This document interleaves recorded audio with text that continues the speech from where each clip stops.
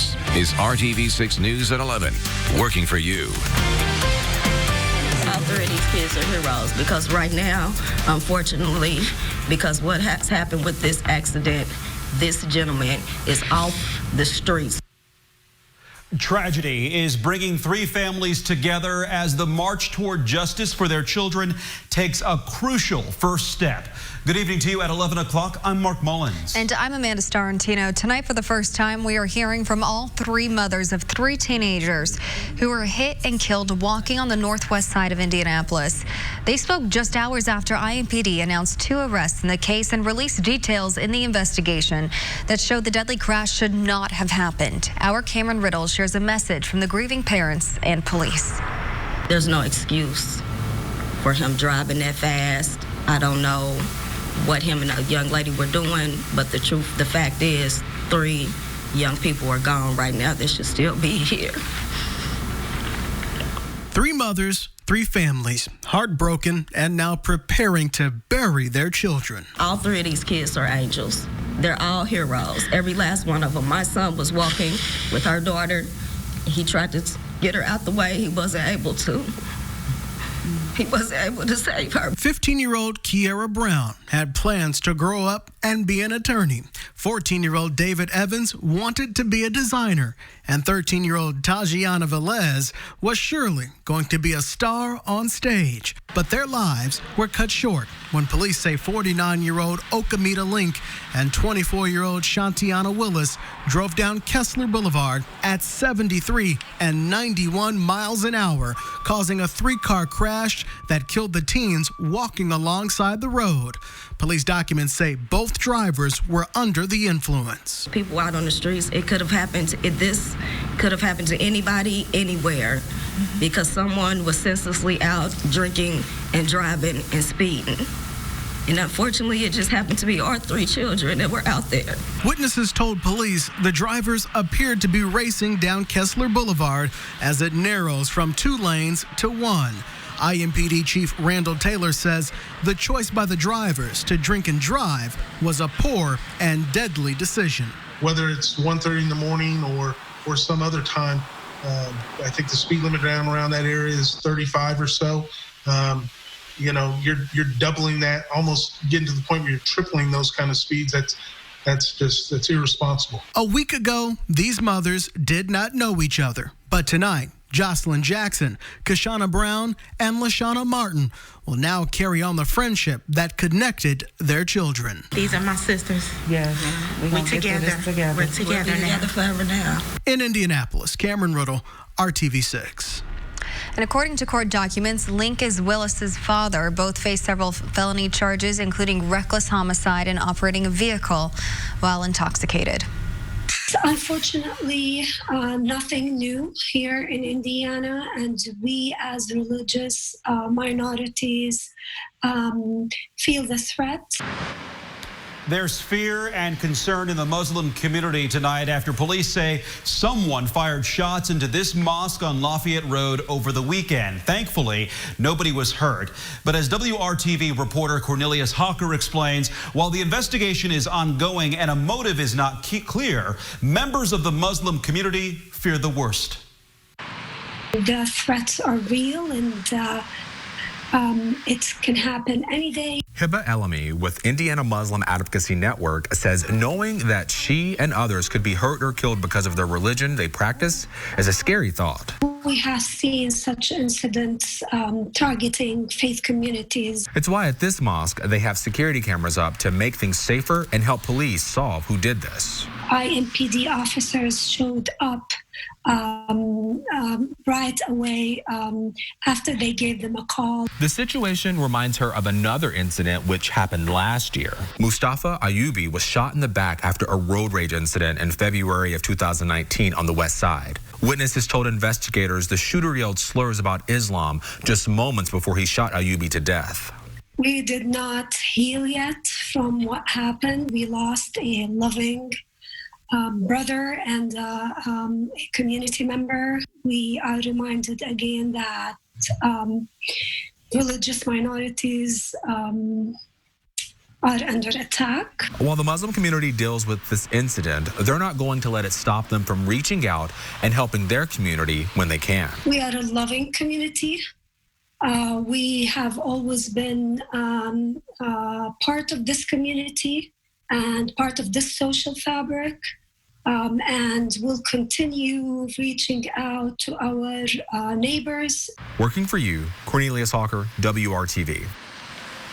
The Indiana Muslim Advocacy Network says this came on one of the holiest days of the Muslim calendar, the end of Ramadan. But because of COVID-19 restrictions, the mosque wasn't packed with families. Only a handful of people were there, and that's why they say no one was hurt. And now to the latest on the toll the COVID-19 pandemic is taking on Hoosier lives. According to the State Department of Health, 1,907 people have died from the virus in Indiana. 37 newly reported deaths happened between April 29th and yesterday. More than 242,000 people have been tested for COVID-19 in the state. Just under 14% have tested positive. And nationwide, more than 101,000 deaths are blamed on COVID-19. That is nearly 1/3 of global deaths, according to Johns Hopkins. The pandemic continues to cost jobs even though the country is slowly reopening. New unemployment numbers released today show that more than 40 million Americans have filed for unemployment benefits since March. ABC's Zoreen Shaw reports experts are predicting many of those job losses will be permanent. Unemployment numbers continuing upward trends. More than 2 million workers applying for unemployment last week, bringing the total to 40 million since the start of March. That number equals to the population of California, now out of work. It's been very frustrating. Out of my household, there's 7 of us here. 3 of us have been laid off, and there's only 2 adults working. The struggle expected to get worse. More layoffs are expected due to the decreasing travel. American Airlines saying they will lay off 30% of their management and administrative staff. Boeing is moving forward to cut 10% of their workforce. Amtrak saying it will cut 20% of their workforce. The University of Chicago's Becker Friedman Institute predicting 40% of jobs lost won't come back. However, many businesses are slowly reopening. Disney, ABC's parent company, revealing plans for a phased Disney World reopening on July 11th. In order to go to full speed, you got to start somewhere, and we're going to start from the beginning, and we're going to be very responsible in doing that. The country's largest shopping mall, Mall of America in Minnesota, slated to open next week with social distancing in place. The state of Minnesota is requiring us to be at 50% capacity, and by us reducing our parking capacity by 50% actually reduces the overall visitor capacity to about 35%. The big question, if the strategy will be enough to jumpstart the economy. We've had to postpone paying bills. Our mortgage is 2 months late. It's either we eat or we pay a bill. So that's how we're at right now. House Democrats passed a $3 trillion rescue package extending the $600 per week financial backstop for workers until January. Senate Majority Leader Mitch McConnell says the next coronavirus relief bill will not extend those benefits. Zoreen Shaw, ABC News, Los Angeles. And WRTV's Hiring Hoosiers initiative is more committed than ever to connect you to career opportunities that are still available as the pandemic continues. We are teaming up with Indiana Black Expo to create the Hiring Hoosiers Employment Opportunity Fair. There will be 3 virtual career fairs throughout the year. The goal is to help streamline the job search process and keep the community informed about in-demand careers and educational programs. Right now, with small businesses, with, individuals with respect to jobs and with respect to our educators and our families, it's very important that we continue to provide these services in light of COVID-19. The first virtual job fair is scheduled for July 9th. For more info, go to hiringhoosiers.com. WRTV is helping raise awareness for the United Way's Central Indiana COVID-19 Community Economic Relief Fund. The fund supports organizations that are helping the community get through this difficult time in different ways, from free meals to book giveaways to child care. IU Health Day Early Learning is one of the agencies benefiting from that fund and has been offering child care through the pandemic, creating a program to give essential workers an option. Jody Skiles is a physician at Riley Hospital for Children. While she continues working on the front lines of the outbreak, her 5-year-old and 3-year-old daughters go to Day Early Learning. That has been such a godsend for us. because if I were trying to balance caring for my kids, it would be really hard for me to continue caring for my patients. And so it has been truly such a blessing, and has allowed me to basically be able to continue to operate without missing a beat at work. There are many social distancing measures in place inside and outside the daycare center. Children are screened daily and parents are not allowed inside the building. The state has not announced guidelines when it comes to K through 12 students returning to class in the fall, but many school corporations are preparing, including IPS. Starting next week, the district will send out a survey to parents. Officials want to know what families expect and want before sending their children back to classrooms. Superintendent Alicia Johnson says the district also wants feedback on the e-learning experience. What went well? What did we do well? What do we need to work on? So as we're planning for next year, we have that feedback. And we can grow in the places where we didn't do as well. IPS still owns former school buildings that are closed. The district could reuse those buildings again if necessary to help with social distancing. Kevin. I'm tracking some heavy rain near Anderson, Muncie, and even Newcastle right now, but where will it be when you wake up in the morning? Next, how the COVID-19 pandemic could lead to a suburban housing boom, and what you should know if you're thinking about buying a home during this economic crisis. And we will take you to Minneapolis, where calls for justice continue after the death of George Floyd, where the city and the investigation stands at this hour. Street, State Road 37 in Fishers. This is RTV6 News at 11, working for you. The housing market could be impacted in different ways as the country works to rebound from the pandemic. According to Zillow, a majority of people surveyed said they would consider moving if they had flexibility working from home, generally to a larger home in the suburbs where prices tend to be less expensive. If that trend happens, housing prices around downtown and busy metro areas could relax.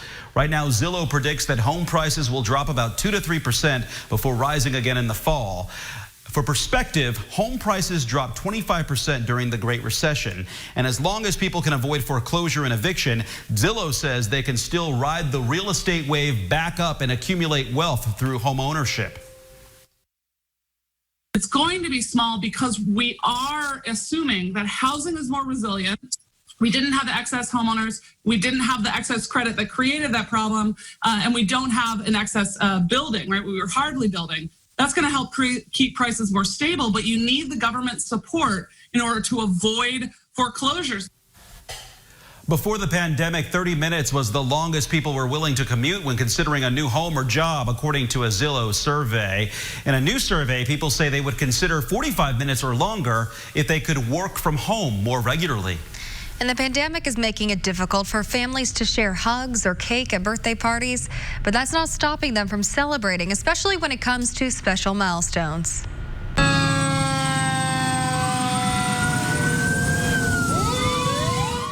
Today, the community honored a Brownsburg war veteran who turned 90 years old. Amber Parnell organized this surprise birthday parade for her grandfather, Tyne Martin Sr. Police officers, firefighters, friends, and neighbors participated. The tribute made the birthday boy a little emotional.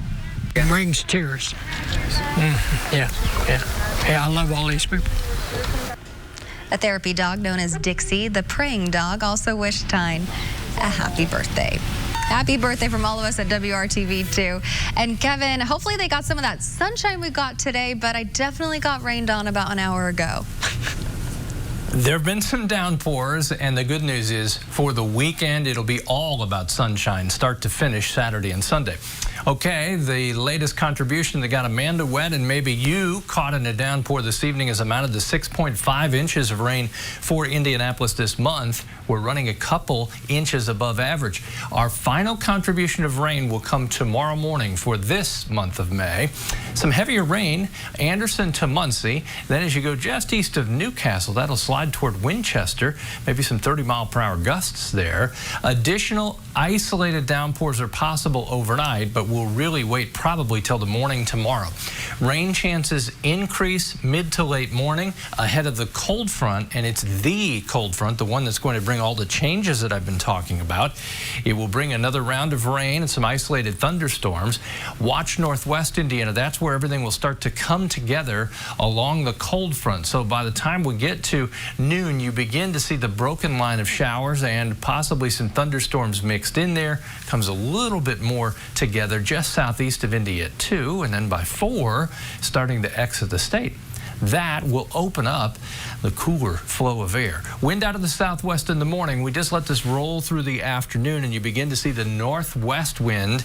It will gust over 20 miles per hour, but that will bring in lower humidity, cooler temperatures, and allow for more sunshine. There are your afternoon highs tomorrow in the low 70s. As far as morning low temperatures, this will get your attention. 51 in Peru and Muncie on Saturday morning. You can definitely open your windows this weekend, let in the fresh air because the humidity will be so low. And assuming your yard isn't too soggy, you can get back with the lawn mowing on Saturday. Certainly by Sunday you'll be able to. Temperatures Saturday struggle just to reach the lower 70s. The wind will be out of the north, but not as strong, just 5 to 10 miles per hour. And to go with just fair weather cumulus clouds through the day. Saturday's high across all of central Indiana falls short of the average for this time of year. There's your coolest morning in the upper 40s in spots. Sunday morning will repeat that, it looks like, in many areas on Monday morning. This dry, cooler stretch doesn't last forever because by the middle of next week, we're back to 87 for the high with a chance for thunderstorms once again. But once we get through early tomorrow afternoon, then it's a dry stretch Saturday through Tuesday. The recent dry days have been a good thing for farmers markets. Many are starting to open up with changes to help prevent the spread of COVID-19. Our Brad Brown shows the original farmers market in Indianapolis has a new location, but it's not hard to find. The venue's location may have changed, and some things are certainly quite a bit different this season. But the original Indy Farmers Market remains a vibrant part of downtown in the spring. When we speak about our vendors, they are incredible team players. So I can move them all around the city, and they'll be like, thank you for having us. You're working so hard. So that's the type of people that we're surrounded with. So it's that energy that really makes these farmers markets so great. Construction around City Market has led to a move of merchants from Market Street to Monument Circle. And as the weather warms up, the crowds continue turning out to support these local businesses. Oh, it's been great. We've got excellent accessibility here. People can drive up at some of the circle and just kind of do a drive-through. It's been really awesome. I love the location. So far, so good. So, you know, the COVID didn't take away from that. We got moved over here a couple weeks ago, and we've been doing just as well as we were over there. Farmers and growers from all over central Indiana continue to show up every Wednesday. It was a little spotty as people adjust to the new location, because you know how that is. People don't know it moved, and they go to the old habits die hard, I guess. But it's good. Today's a really good day. There are the usual signs of the times. People are distancing as best as they can. The friendly conversations taking place a little further apart. But behind most of those masks are still plenty of smiles for Hoosiers supporting Hoosiers. Everybody's been doing a great job of really embracing all the new rules and kind of things like that. The vendors are all really glad to be here, really good to be a part of it, and people are still coming out. There's been some markets that have canceled, but the produce that we planted don't know that. It's still coming on, you know? So we're trying to adjust to that, trying to find an outlet for that still. But we're going to beat it. It's really important to turn to your local farmer and see what these people are offering. And luckily, they're here to supply. This is what they do. So they're glad to have you, and as much as you're glad to have them. The market will remain around Monument Circle for its entire season. That runs through the summer and into the end of October. Crews are digging up the streets around City Market, working on utilities for the next few months. There will be upwards of 20 vendors around the circle once things get into full swing. The original Indy Farmers Market is open every Wednesday, rain or shine, from 9:30 to 1:30. Working for you, Brad Brown, RTV6. I'm Dave First as we continue to honor the graduating spring sport high school athletes. It's called the RTV6 Senior Salute. We had the North Central meet runner Chandler Robinson. Where to begin with Chandler? First in the 100-meter hurdle, she held down the second leg on the 4x400. How good were they? Well, they broke the state record. So good that on signing day, she sat down and signed on to run at Ohio State. Buckeyes are getting a good one for sure. We wish Chandler all the best after graduation. I'm Dave First with another RTV6 Senior Salute.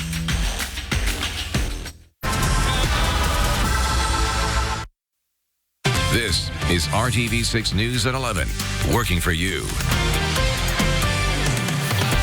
Happening now, I want to give you a live look from Minneapolis. The city has been the site of demonstrations and protests since a police officer was filmed with his knee on the neck of an unarmed African-American man who died. Fires are burning and sirens are flashing there. This comes one day after some stores were looted or burned to the ground.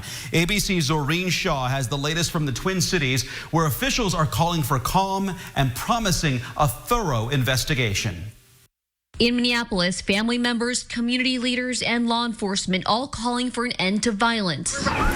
Demonstrators grieving and angry over George Floyd's death at the hands of police. Wednesday night, officers fired tear gas and rubber bullets, but ultimately lost control. Protesters left at least a dozen buildings on fire, and one person found shot dead. Frustration overflowed to other parts of the country. Los Angeles demonstrators linked arms, blocking traffic on a busy highway. A day later, outrage on the streets of Denver. Other gatherings centered around healing, like this scene in Houston, Floyd's hometown. We ain't going over there to riot. We ain't going over there for no violence or none of that. We going over there for the peace, to build our community. Meanwhile, federal law enforcement said they're conducting a robust and meticulous investigation, but no decision has been made on charges. The president also weighing in. And I've asked the Attorney General, FBI, and the Attorney General to take a very strong look and to see what went on, because that was a very bad thing that I saw. I saw it last night, and I didn't like it. Do you think those police officers should be prosecuted? I'm not going to make any comment right now. I can tell you, I think what I saw was not good. Very bad. The video is difficult to watch. ABC News has confirmed the police officer leaning on Floyd's neck until he loses consciousness is Derek Chauvin. Chauvin and 3 other officers were fired. The mayor wants Chauvin arrested. Surveillance footage shows an officer pinning Floyd's hands behind his back. He does not appear to seriously resist, contradicting an earlier police statement. Floyd's loved ones called him a gentle giant. Former NBA player and close friend Steven Jackson said losing him was like losing family.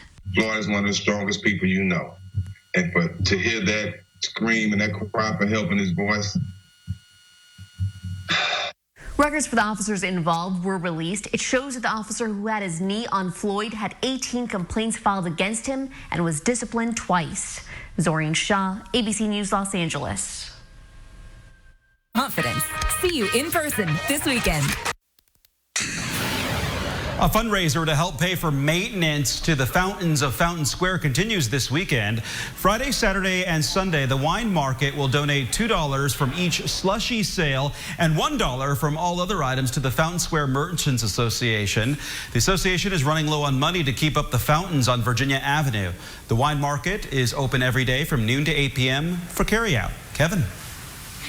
One of the challenges of home casting, sometimes you have to battle the family dog. This is Rory Gregory resting on my coat.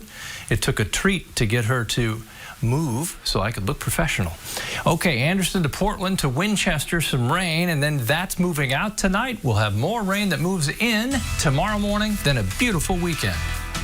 And it looks like a beautiful weekend is ahead of us. Thank you so much for joining us. Good Morning Indiana starts at 4:30. Good night.